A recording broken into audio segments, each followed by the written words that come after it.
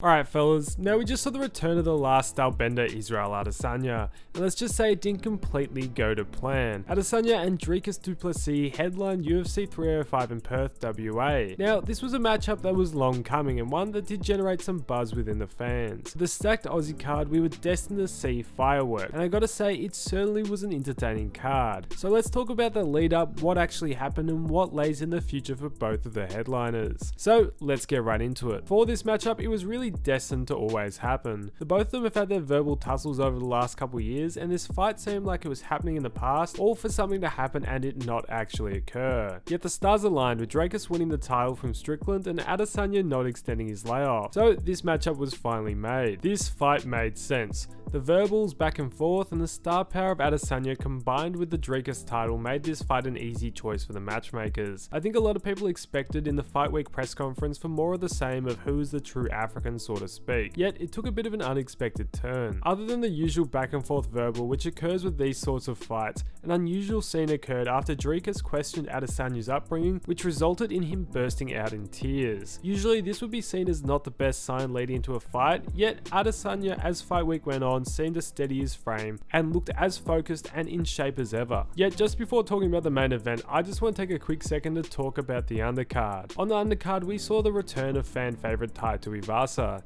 Yet it wasn't a great return, losing his 5th straight fight by split decision. This wouldn't be huge news aside from the point that Tuivasa got handed a 30-27 scorecard by one judge, which might be one of the worst scorecards I think I've seen in a minute. Let me know what you thought down below. We also saw the return of Dan Hooker. Well, a Dan Hooker with way more tattoos. He was taking on an incredibly tough test against Gamrot, which many had him as a heavy underdog. Yet Hooker looked really good, defending takedowns and keeping the fight at his pace, eventually scoring the decision win. While additionally we saw what was expected to be a one-sided matchup between Steve Erceg and Kara France. Steve Erceg, an underrated fan favourite, was expected to coast to a win after narrowly losing to Pantoja in a title fight in May. Kara France was staring down a 3-fight losing streak if he lost this fight, yet somehow he pulled it out the fire and managed to knock out Erceg in the first round. Now onto the main event. Adesanya did start strong, yet with Dricus' switch stancing, he found it hard to find his range. Yet he still managed to get off a number of body shots and effective kicks. However, as the fight went on, Du Plessis began to assert himself more physically. Du Plessis initially struggled a bit to land his shots, yet this quickly changed and he did what everyone expected and tried to take Adesanya to the ground, in which he managed to rack up a few minutes in control. Yet just as it appeared that Du Plessis was slowing down, he dug deep, charged forwards and landed a trio of right hands, which enabled him to latch onto Adesanya's back and get that rear naked choke in the 4th. Now personally, I didn't think Du Plessis was going to win. I thought sometimes he reaches a bit too far forwards and extends himself too far and he would have been on the end of a kick or a knee.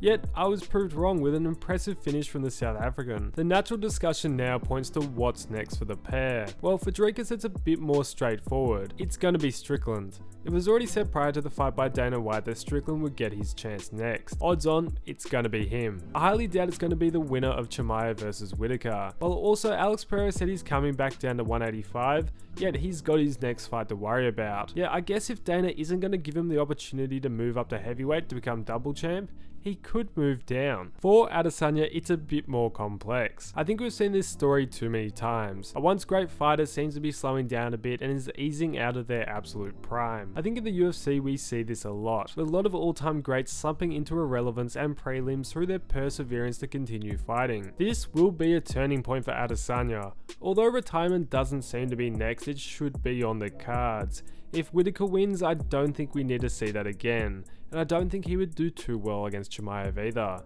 And then who does that leave, who Adesanya hasn't versed? Brendan Allen? Nah, I'm alright. I guess the major problem for Adesanya is the bumper contract which he is on, which was one of the more lucrative deals in the company's history. Who knows how many fights he has left on that deal and what the actual details are. Either way, I think we do see him back in the octagon, yet I couldn't really tell you who against. I think most likely he'll take a layoff until a big fight comes along, because for him, if it isn't a big main event, I don't see him fighting again. While also, I don't think we really need to see a rematch, and I don't think that's going to happen anytime soon. Yet now, I want to hear your thoughts on this card as a whole, and their performances, and what's next for both of the headliners. But just quickly, you might recognize me from my boxing videos. Yet now I'm branching into my second love, MMA. If you enjoyed the video, I would hugely appreciate if you would consider liking or subscribing. But thanks for watching fellas, and I'll catch you in the next one.